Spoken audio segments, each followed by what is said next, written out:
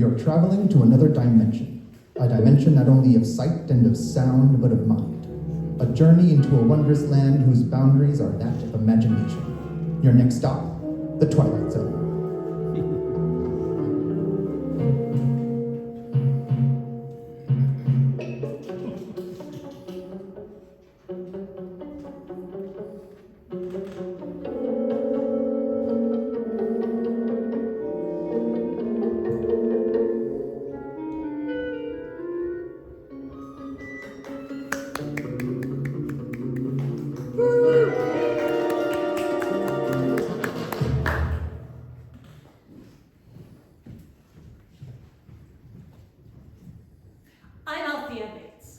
Welcome to Deconstructing the Twilight Zone.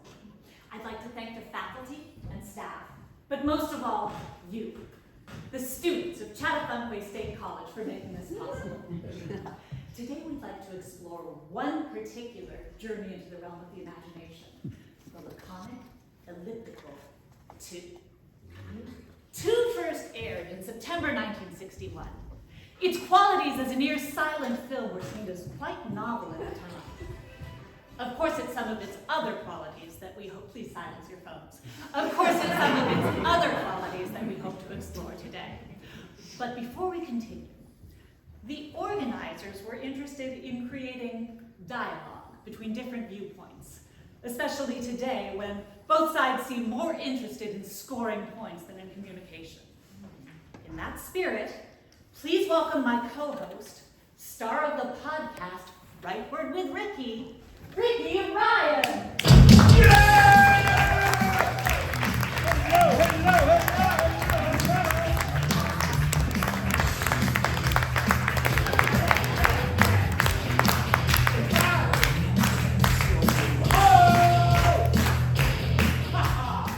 Delighted to be here, Althea, and may I say, you are looking fabulous. No, you may not. But if I may say, that is a lovely hat. Yeah, thank you. Headbanging, heavy metal libertarianism just kind of seem to go together, right? Like a match made straight out of the gates of hell. See? Something we can agree upon already. Iconic, elliptical. I'm impressed. Not that I know what those words mean, being a right-wing knuckle dragger. Come on, Ricky. You went to Harvard, same as the rest of us. But I never studied. Now, to ensure that this discussion doesn't devolve, I'd like to propose some ground rules. Propose away. No personal attacks, active listening at all times, and an ongoing sense of honoring the differences between us. That doesn't sound like much fun. That way we can enter a higher state of consciousness. The good old thesis, antithesis, synthesis. I'm surprised. I never have taken you for a fan of Hegelian dialectics. I'm not. Personally, I'm more into a thesis, antithesis, catharsis. As in, at the end of the show, someone comes on carrying a severed head and tells you what it was all about. You know, the good old Aristotelian pity and terror. Let's hope it doesn't come to that. Mommy's mad at me. This episode starred Charles Bronson and Elizabeth Montgomery before they became major stars. They played soldiers wandering a deserted city.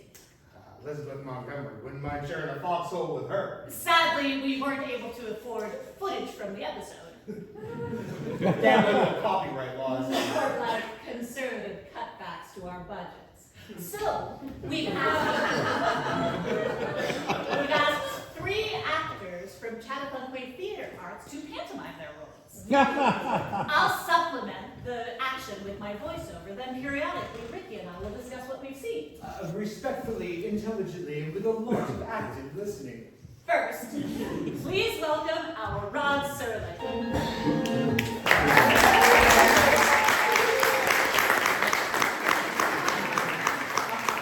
Wow.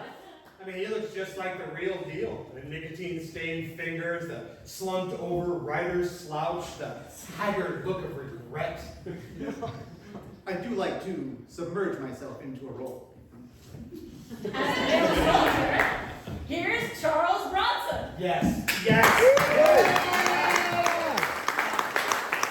I love doing Death Wish, Chuck. Chuck. I mean, killing a guy with a roll of quarters is one of genius. I'm sorry, sir. I don't know that movie. A bit before my time. Yeah, two things, kid. One, don't call me sir, and two, I hate you. Fine. Here's Elizabeth Montgomery.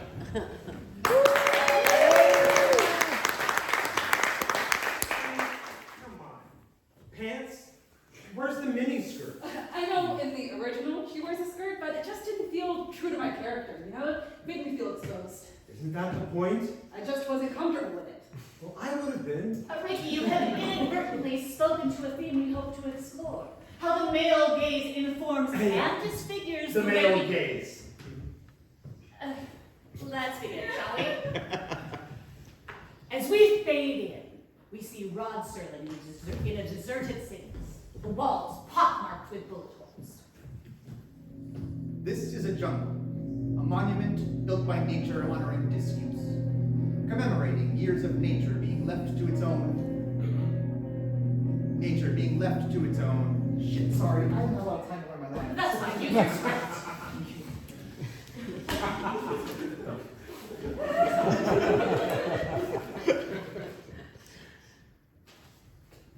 Devices. But it's another kind of jungle, one that comes up in the aftermath of man's battle against himself. Hardly an important battle, not a Gettysburg or a Marne or an Iwo It's Jima. kind of sad, isn't it? Ricky, it isn't time yet to comment. Oh, look, I'm just saying that back in those days, Rod could refer to Gettysburg or the Marne, and people knew what he was talking about. These days, kids think that Iwo Jima is a sushi place for sashimi tacos. I right? think you're unfairly stereotyping. But per our agreement, I'll save my comments for the break. It's been 5 years since a human being have walked these streets. This is the first day of the 6th year as managed to measure time. Not that any woman ever measured it. Who's the woman? It's perhaps 100 years from now, or sooner. Or maybe it's already happened 2 million years ago. The place? The signposts are in English so that we may read them more easily, but the place is...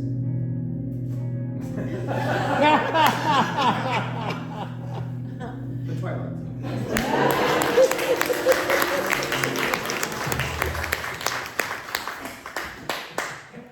Elizabeth enters. She seems tentative, unsure. She sees a restaurant and goes inside looking for food.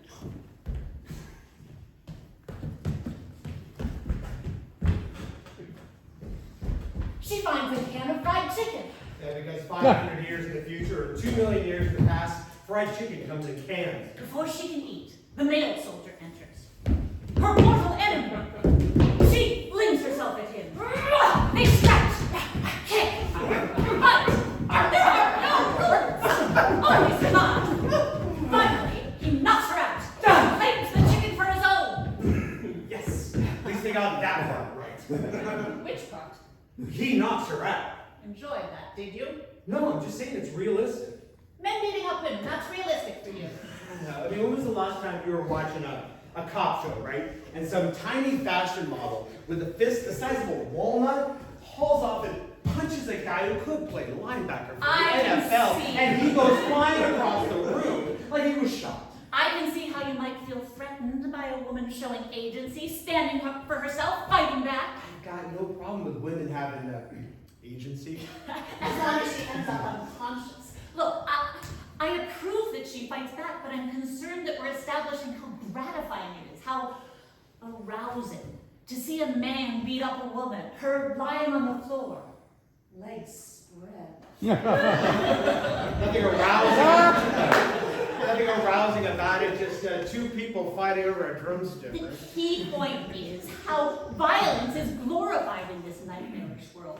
A world created by a vicious and hierarchical masculinity. What now? How else do you explain that in the original, she ends up with her miniskirt hiked up around her You thighs? say that it's a bad thing. Now, Not to interrupt, but could we move things along? Yeah, the smell of this KFC is making us sick. Yeah, it smells like somebody did cook it 2 million years ago. Or 500 years in the future. Besides, it's disheartening. Listening to you guys squabble. They do have a point. They're students. How can they possibly have that? Aha! If we're not careful, maybe we'll end up trying to kill each other. Ha! Maybe we will. As the woman lies unconscious, the man walks around the restaurant, eating chicken. He sees a wall calendar and ogles a girl in a bikini. Miss February, to be exact. He then looks back at his enemy. Is he wondering what she looked like in a swimsuit? Are we all? No! In fact, that's just another example of appropriating a woman's body. Touchy. The man walks out into the street. He sees a mannequin in a shop window. The mannequin is wearing a summer dress. Intrigued, he stares at it, then glances back toward the restaurant. Yeah, he's wondering what she looked like in the dress. Is that some sort of crime? He's turning her into an object. His object, just like the mannequin. Why can't you see that? I'd just like to see a pretty woman in a dress. Is that something? So shoot me. Don't tempt me. He walks around, very much cock of the walk, unintended. He sees some magazines and finds one with a woman on the cover. She is wearing a helmet with a rifle slung over her shoulder. This is hardly an image of female self-empowerment, though. On the same cover, there's a smaller picture. Yeah, what we call in journalism a lower third super. Oh, thank you. So helpful. I had no idea. So, in the lower third super, she is wearing makeup and a pretty dress with a caption that reads, "Today's debutante." I mean, isn't that a good thing? Right? She's got a career, hasn't she? And, well, I know it's killing people, but I bet you wanted women in combat. And still, she hasn't lost her. If you say femininity, I will. What? Punch me with your tiny fist? It looks big enough to me. Besides. Oh, you can sit now. Besides, why am I not surprised that you're obsessed with size? Ouch. That was a low blow. The point is, even when a woman's a soldier, she still has to put herself forward for the male gaze. It's just, all she does is say, "Gee, honey, does this Kalashnikov make my butt look fat?" The more I see of this episode, the more I think it's like a Handmaid's Tale, but with automatic weapons. Yeah, Althea, I think you certainly get a little hysterical. That's what a man always says. Anytime a woman speaks truth to... Guys, excuse me. What? I've leafed through all these magazines. Is it time for me to strut back to the restaurant? Yes.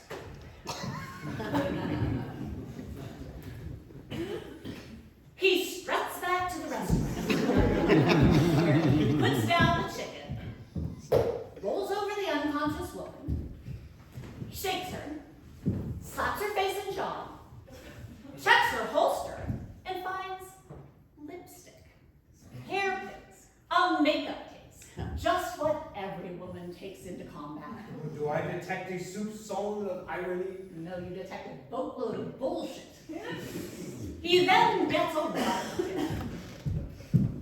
and, with contempt, takes it and... Don't throw that water on me! I'm H2O intolerant. I wouldn't do that. I would never do that to you.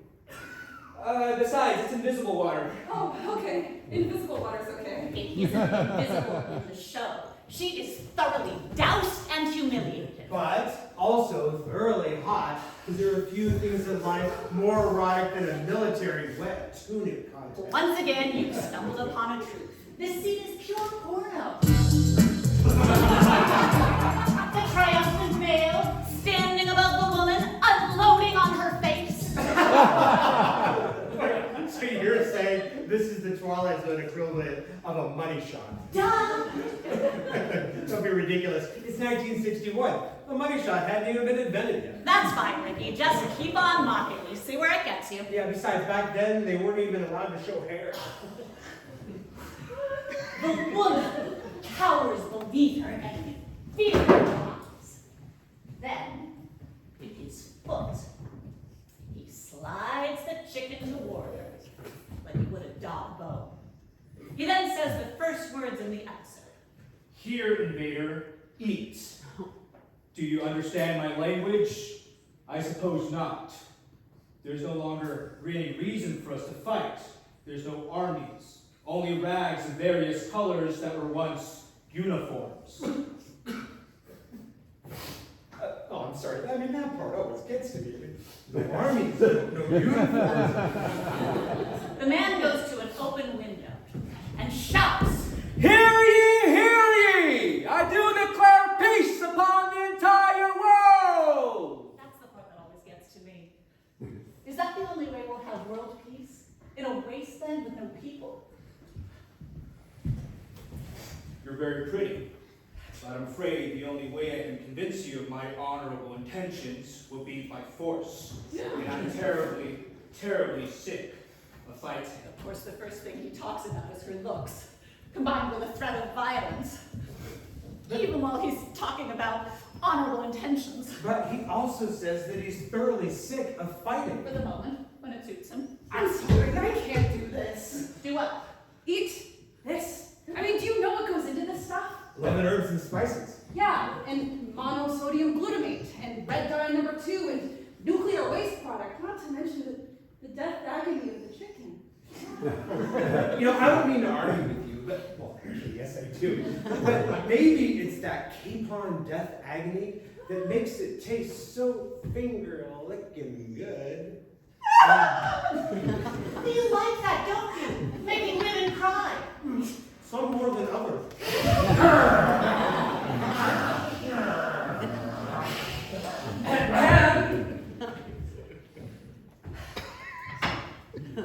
We cut to the male soldier in a barber shop, because they still have those in the distant future. He finds a straight razor, because they still use those too. But in the interest of workplace safety, Charles will just mind shaving. Oh, thank you. Those things give me the creeps. I mean, no wonder men back then grew beards. Yes, straight razors. So easy to cut a man's throat. You say that like it's a good thing, Sweeney Todd. Don't make fun of Stephen Sondheim. That's a bridge too Come on. I mean, besides sending the clowns, did the guy ever write an actual tune? He couldn't, he just didn't want to. Excuse me, don't be interrupted. Yes?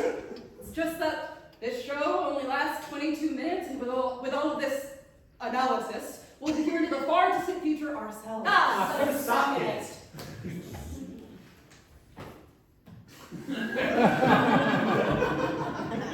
Elizabeth prepares to leave the restaurant, but not before honoring herself. I don't remember her having such a big knife. Just think of it as a tool for self-actualization. I don't know. All this actualizing is making me a bit nervous. It's like Chekhov said, you know, from the original Star Trek. If you introduce a butcher knife in Act 1, Captain Kirk, someone had better get stabbed in Act 2. Unsettling, isn't it? A woman with power. The female soldier enters the barber shop. She curries favor with the male by making herself up.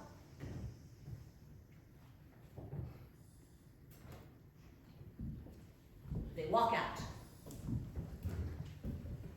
They pass a theater with a poster of a happy couple in a film called Furlough Romance.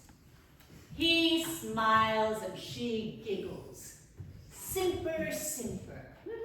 This leads to one of the most problematic, not to say nauseating moments of the show. Well, you know, if it's so problematic, how about I do the voiceover? No, do it the No, it's my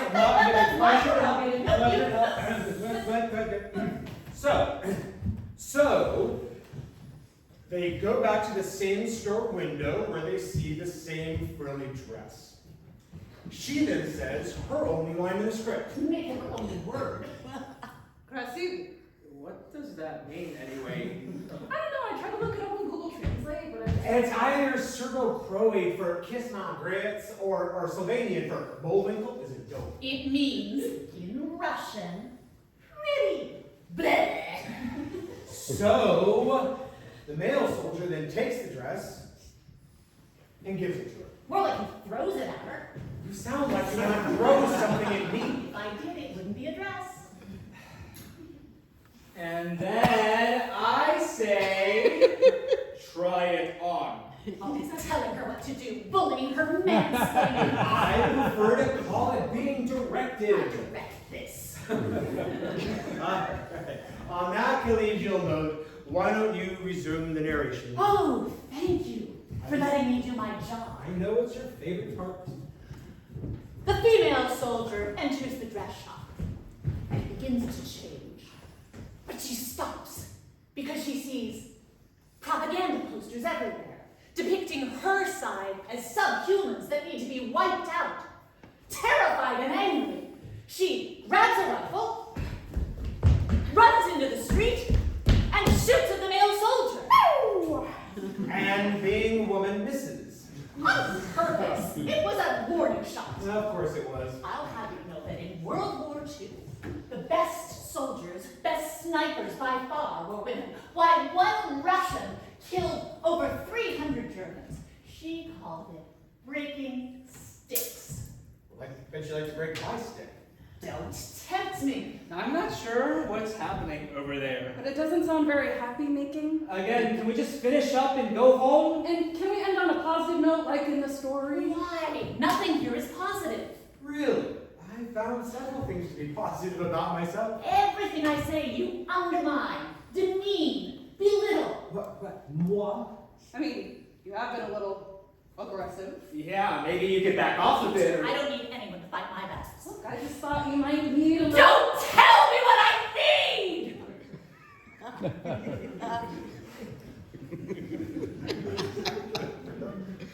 What I needed was to dialogue. Two things. One, that isn't a verb. And two, we've had zero dialogue. This has all just been some sort of liberal circle jerk yak fest. Yeah, but I mean, isn't yakking kind of your job? Althea, look, if you can't stand the heat, maybe you should look for another line of work. I hear Walmart is hiring. That wasn't very nice. That was mean. Besides, I hear that's about the only place a media studies degree can actually get you. No! Media studies is a valuable degree. And so is New York! $100,000 in that!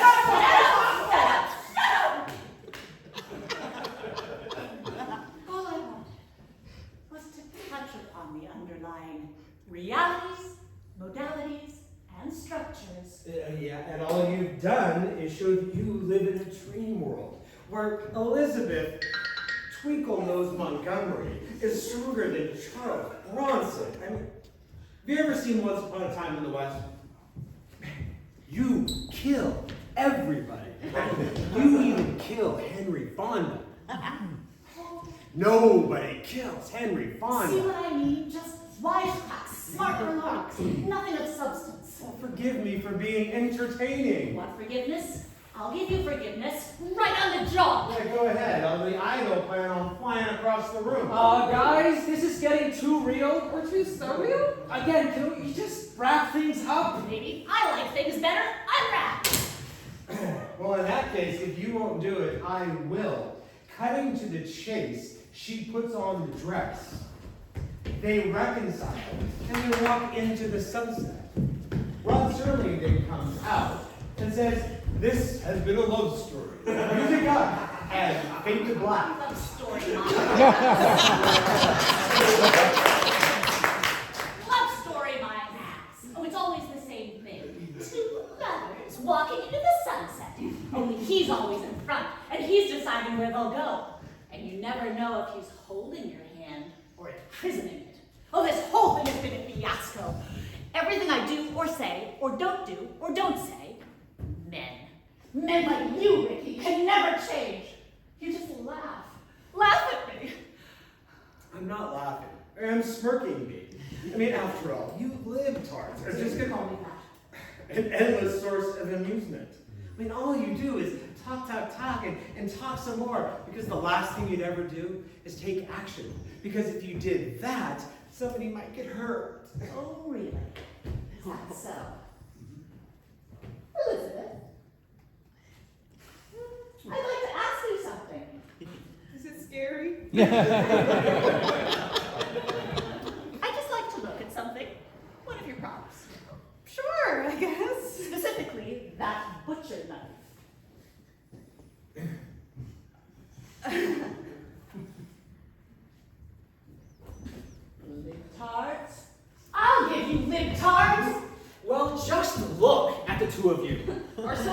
elders. You like to talk a good game. But all that comes out is Blah, blah, blah. blah, blah, blah. Then when push comes to shove, And shove comes to push. it's butcher knives and every man for himself. Every person for his, her, their stuff. And that's the world you're leaving us? I mean, can't the two of you just try and, well, Get along?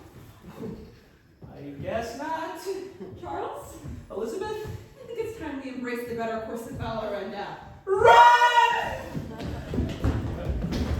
You don't seem to be laughing, Ricky. What's the matter? Nothing funny. Oh, I have not yet begun to laugh. As John Paul Jones once said, I'll explain it to you later. And after the show. Here's not gonna feel later. Oh. Not for you, Ricky. Wait, come on, Althea, you know this is all a joke, right? Me, you, everybody. Do I? Do I do that? Well, yeah. It was like on radio, right? You know, 1 week is country and western, so you put on a hormone accent. The next week it's smooth jazz after midnight. So you talk like a white Morgan Freeman. You seem nervous, Ricky. Wait. What's the matter?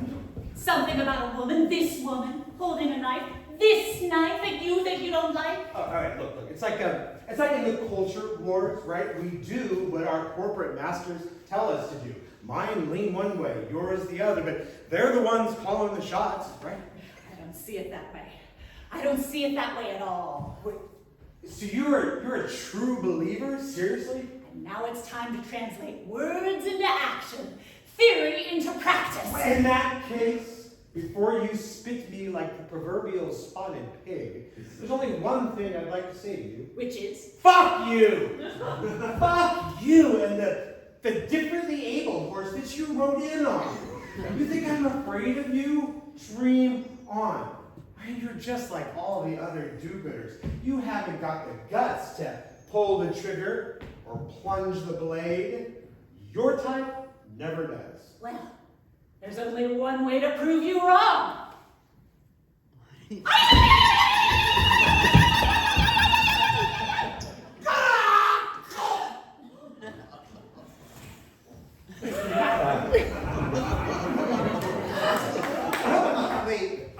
Ever since the bathrooms went gender neutral, they got rid of all the urinals as lingering vestiges of phallocentrism. So it takes forever to pee, okay? Isn't it time for you to give us some words of wisdom, Ron? Gosh, Althea, Yes. you've changed.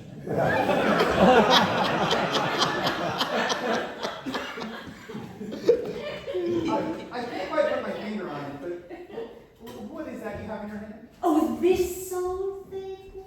Don't worry about that. Just take us on home, Rod Sterling. Home to the gates of hell.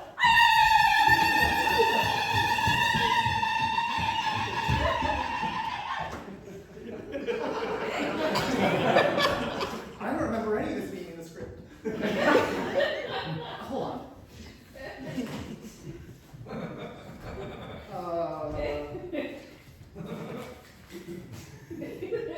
This has been a love story about two lonely people who found each other in the Twilight Zone. Somehow that doesn't seem to fit. What should I say? Oh, Mr. Serling, if only you were alive today, what oracular utterances would you offer in my place?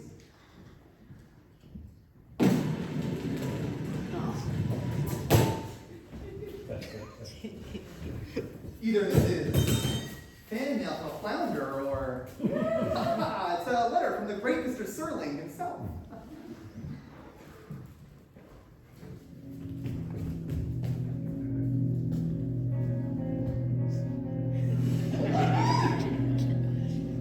When we first did this show so long ago, we lived under constant threat of nuclear war. Can anyone alive today even imagine that? You never had to do a drop drill or a duck and cover exercise, did you? As though your desks might protect you if the Russians decided to launch their missiles. Ah, the Russians. Satan incarnate. We were taught they were Stalinist robots, mindless automatons, thirsting only for American blood. courage to write this episode when we did. And even today, I am proud of it. The world never has enough love stories, real ones. Tales of people reaching across boundaries of division and hate. I can't say that I envy you, my young friends, living in this world the way that it is now. In fact, the more I think of it, the more I think my generation had the better deal, even with the specter of atomic holocaust hanging over our heads. You live in an environment of fear and suspicion, far greater than we ever did. One that shows no signs of ever ending. For that, you have my respect. Or is it pity? But what do I know? I'm just another long-dead white man. One who spends his time in a place I still like to think of as a realm beyond the imagination. A place I still like to call